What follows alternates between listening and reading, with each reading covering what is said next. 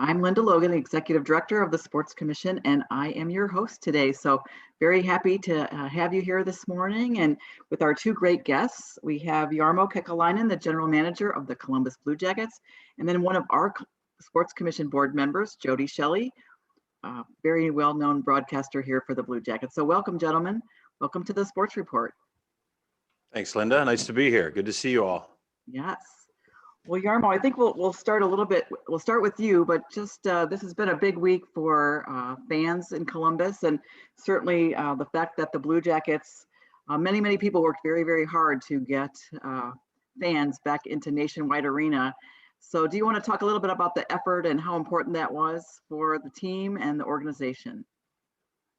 Yes, absolutely. I think we got a little taste of what the fans mean to the players, since they're not only athletes but performers as well. We get our first experience of that in Nashville in an away game, where that was the first game we had any fans in, and then coming home and having the 2,000 loud Blue Jackets fans, the fifth line there, was just a great boost for our team. It was incredible how much noise they can make, just 2,000 people, and that's just a great reminder of the times when we had 20,000 people, almost 20,000 people in the building in the playoffs, and the atmosphere was second to none. So it's important. It's important for all of us. It feels like a real game again, and it gives everybody a huge energy boost.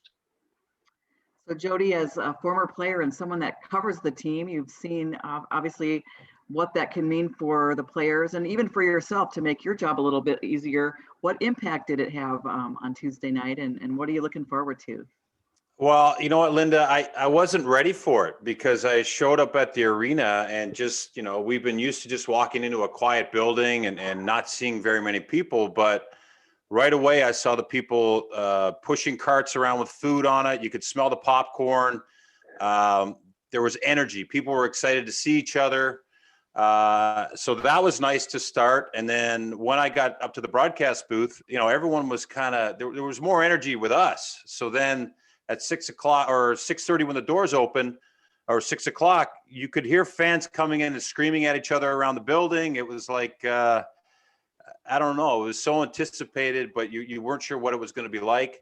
So we were excited to see what the players were how they were going to react. And there was big, genuine smiles down on the ice. There was definitely a bounce in their step, and you could hear it from Jarmo. I mean, you could see the way they played, that they could feel the excitement that we felt.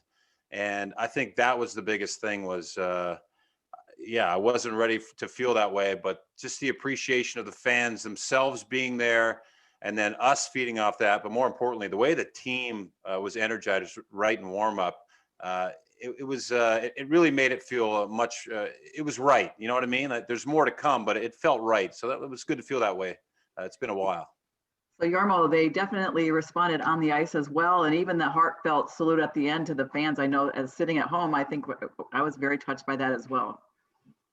Yeah, and when Cam scored the first goal, he was pointing at the fans instead of the tarps. So that was nice to see, and so they all appreciated that. That's for sure, and that's why they addressed the crowd after the game.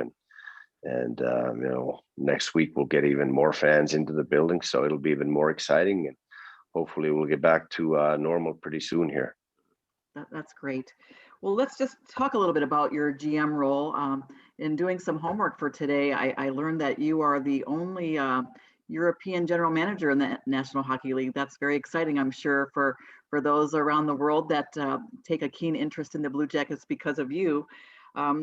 What is your philosophy for the team? And as you've been with us now for what, 8 seasons, a couple seasons now in this role, but can you talk a little bit about what your philosophy and vision is for our team? Well, that would be a long session. It would take a little more than what we have today, but in general, I don't consider myself so much of a European as I just consider myself a hockey man that's been around the world, and I was educated in US and Clarkson University, and have been here now for half of my life. So, but I'm proud to be European, proud to be Finnish, and represent my country, Finland, here as best as I can.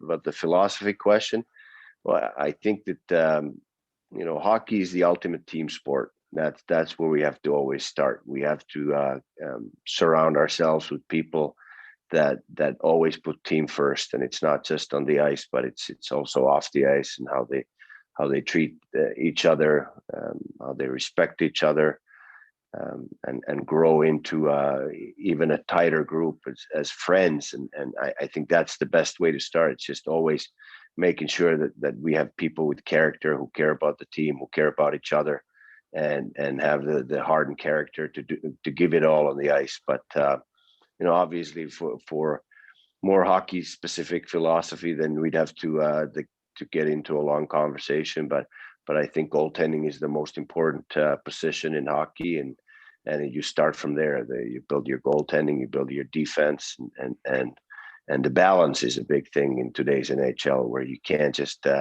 have one or two guys that are stars, and you need depth. You need four lines and three pairs of defensemen with depth and into the organization to be successful in this league, because the salary cap gives us a huge challenge there, because once players get successful, get the statistics, we live in this world where we have arbitration that sometimes can decide the players' salaries or put a framework on it anyway, even if we don't go to arbitration, which we've never done.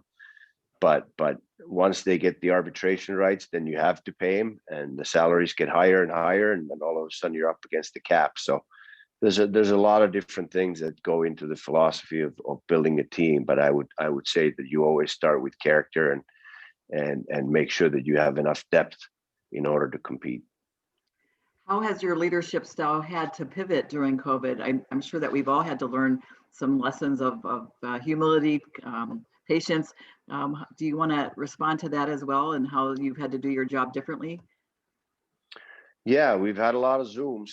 I wasn't even aware what Zoom was before the pandemic started, but now I'm pretty much zoomed out. There's been so many during the year that we've gone through. It's felt like forever, 1 year, and hundreds of Zooms later, we're finding ourselves familiar with this platform. But I like face-to-face meetings. I like being looking at the person right into the eyes and talking to them that way. But this is the best we can do right now. So that's what we're going to have to use. But I can't wait to get back to shaking hands and giving hugs and talking face to face. Everything, you need adjustment. It's been a challenging time, but you get some great learning lessons from this time. You get some new ideas. You find what adversity does to different people and how they handle it, and all kinds of different great learning lessons. I've always kind of felt that way, that adversity brings the character out of people. You see what they're all made of, and there's always great learning lessons in adversity. Not that you always enjoy it, but if you keep your eyes and ears open, there's a lot to learn. So Jody, you just celebrated your 20th anniversary to debut in the NHL in Columbus. Most recently, there was a great article that Aaron Portzline wrote about your journey. Can you talk a little bit about what the sport has meant to you, and in particular Columbus, the Blue Jackets, and your transition from player 20 years ago to broadcaster now? Yeah, well, there's a lot there, but yeah, it's amazing. 20 years. I think we all sit here and say the same thing. Where did it go? And for me, when Columbus expanded in the National Hockey League, it meant that there was going to be another farm team, and it was in Syracuse, New York. And that was a big deal because that meant more jobs and more opportunity at the professional level in the minor leagues. And I got to come to training camp here in Columbus, knowing I'd be in Syracuse. And circumstances happened on the big team with a falling out, and that meant there was an opportunity when Oloa was coming back with the Penguins on February 17th, 2001, that I would get an opportunity to come up here and play, live a dream, really, something I never thought would be attainable, would be play one game in the National Hockey League. And I landed in Columbus, Ohio, and I put on the Blue Jackets jersey, and I met my teammates, and I got to see the Blue Jackets fans. I mean, 19,000 on their feet. I had 2 fights in 8 seconds of ice time. Didn't play much, but it was. I knew what I was here for. I got my job done and ended up going back to Syracuse. But it was incredible the way it started, and then just took care of business every day, and it turned into a great career here in Columbus. I got traded in 2008, but always had a real big spot in my heart for Columbus, Ohio, the people, the fans, and most importantly, the ownership and the organization and what they put together here, and how they understood the community, and what this meant to the community, and where we fit in now, where we fit in then, and the vision of the people that have been involved with this city, like you, Linda. We had Brian Ellis, and you can list the names that have been involved that saw what could happen in this area. The way downtown looks around the arena, the way that you guys have expanded this into a great sports city and building and beyond, it really makes you proud. So now I'm back as a broadcaster, something I never thought I would do. I mean, I left Philadelphia, and Philadelphia, the broadcasters and the media, they're tough. It's a rough racket there. And I didn't know really what it's about, but I work for the Blue Jackets. I'm proud to work for the Blue Jackets, and it's just I get to represent the city and the organization all over the world, and really it's a dream job. And I tell a lot of people, it's like being a healthy scratch. It's a term in hockey when you're not in the lineup the next day. It's like being a healthy scratch, but I don't have a curfew and I don't have to work out. So there's a lot of perks to it. I get to travel with the team. I get to stay in the hotel, and I get to see these great cities we get to go to. Well, I'm staying on that course. I know that you're the president of the Blue Jackets Alumni Association. And can you talk a little bit about, you talked why you want to live here, but it sounds like more and more players now after their playing days are staying in Columbus. Yeah, well, a key reason I didn't mention why I wanted to live here too is my wife is from the Hocking Hills, Mandy. So that's a big deal why we're back here too. But no, obviously what the organization meant to me was a big deal.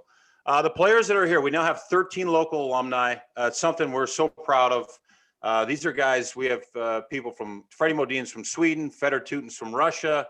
There's a lot of different places they could have retired, but they all have families. They all enjoy the lifestyle. They understand what this community provides. They're proud former Blue Jackets, and they just get it here, and that's what they appreciate. So 13 and growing. Mark Letestu is the latest addition. He just retired this season, but you're going to see us out in the community more. We got to be more visible. This is the 20th season. We were pushing towards a lot more access and availability, but with everything that's happening, we're waiting to get out there and get in our community. So they live here for the right reasons, just real proud members of the organization. And there's no better place to live when you retire as a professional athlete. The Buckeyes know that. We always joke around when we get to go to these golf outings where we see each other. There's no better place because the fans, we understand their genuine passion for the sport, and they like having us around, and we always have great conversations. So it's a no-brainer.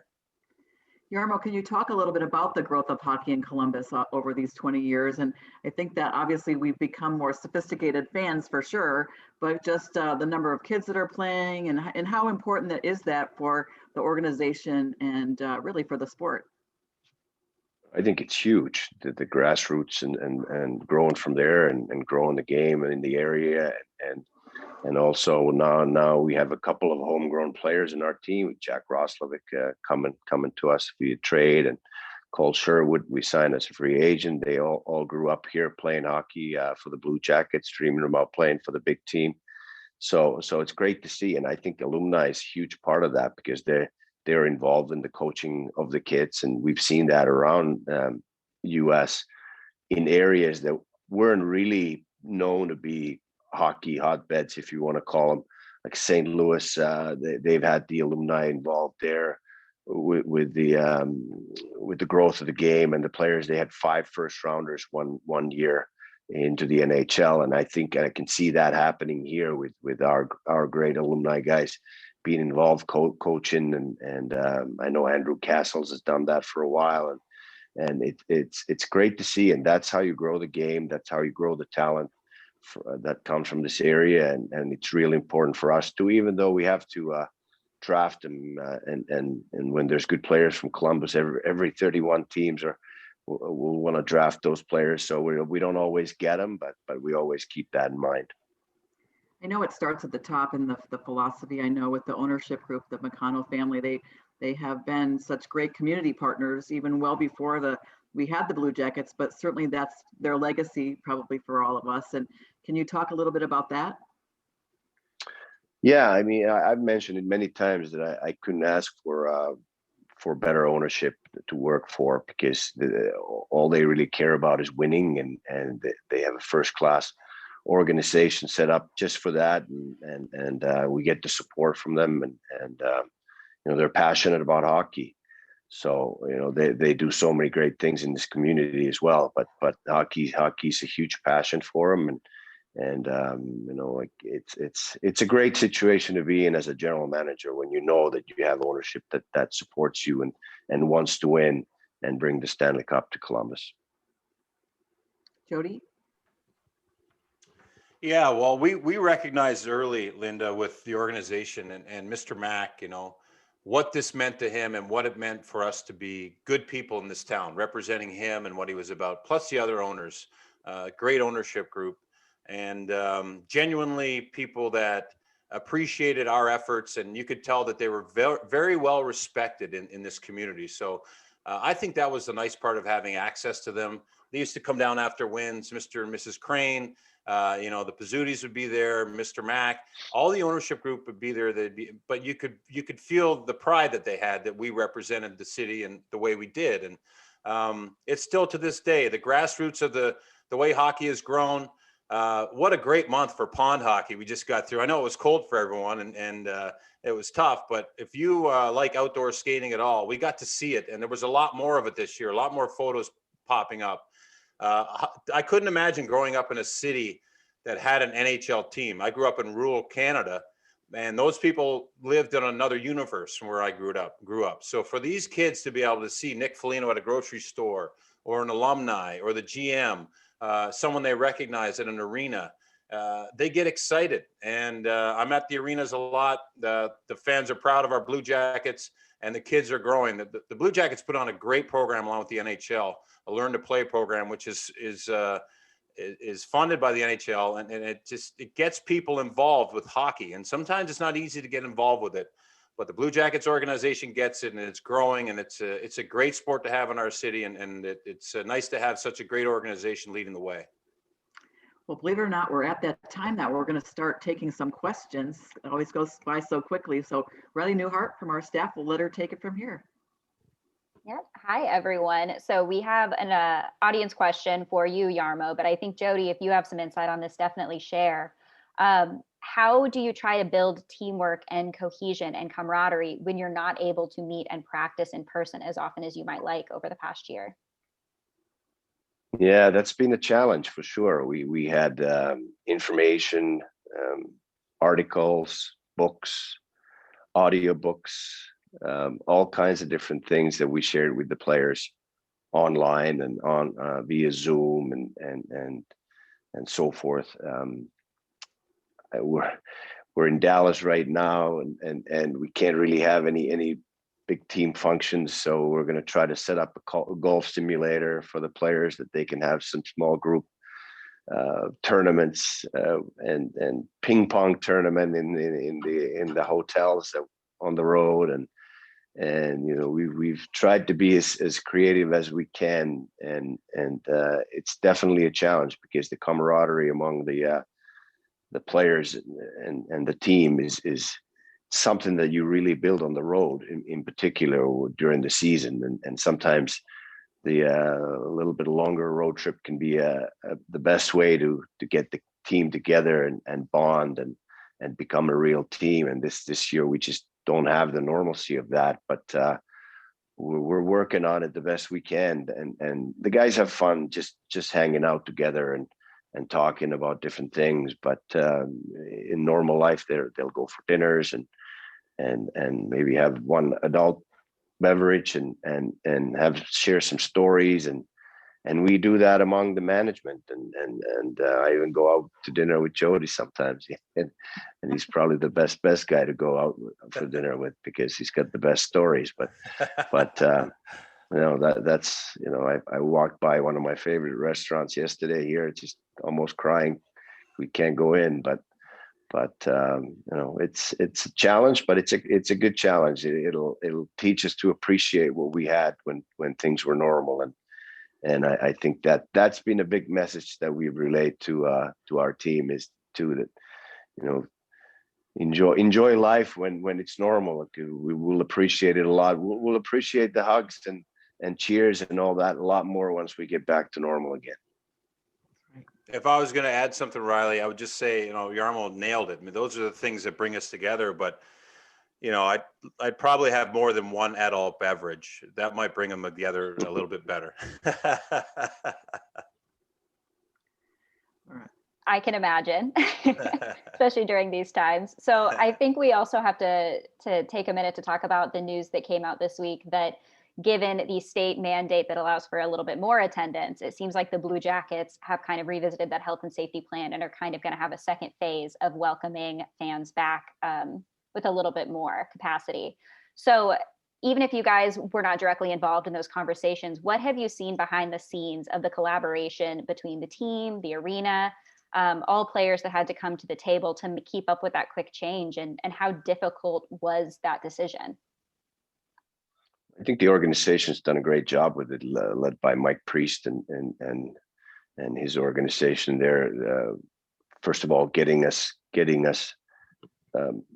the permission and getting that through, and all the work that went to it behind the scenes, and then once we got the permission, then it took about a week to get everything ready from the building point of view, and all the different things that you don't really think about when you just walk into the building and show your ticket and find your seat. But now it's another challenge to get it up to the 25% that'll be allowed starting next week. But they'll do a great job, and we'll welcome the fans to the building and host them like it's a full building, and everything should go smoothly with the new regulations and social distancing and sanitizing hands and all these different things that we have to make sure we take care of nowadays, and wearing masks and being compliant that way. So there's a lot of different things that have been done behind the scenes, but led by Mike Priest, the organization's done a great job at it. Yeah, I would say, as an employee, we just get emails and updates, but the way they strategize where the fans have to sit, where they can stand, how they act in the building, every detail has been thought of. So it's I can't even imagine the amount of calls and conversations, but we're awfully proud of the way they've done things. They've done it right again, and it was so great to see the fans back, and encouraging to hear there's going to be more. So this is a testament to how great they've done with everything to do with it. Right. Any others, Riley? I think we're all right. I think we're good on questions. It's already about that time. Well, I think before we close, I'll just give the two of you, is there anything else that you would like to add before we closing remarks? Well, it was a pleasure to be on, and honored to be on this call. So thank you everybody for joining and listening and being supportive. I would say the same thing. Linda, you and your group do an amazing job for this city. We're proud members of everything that you guys do, and we know it's been a struggle for you guys, but keep up the great work. Thanks for having us on today. The Blue Jackets are proud members of the community, and we look forward to seeing everyone back at Nationwide Arena. Thank you very much. All right. Well, good luck tonight, and thanks for joining us again. And for our viewers, we will be back on April 1st doing this again. So take care of everybody, and thanks again for joining us. Be safe. Bye-bye.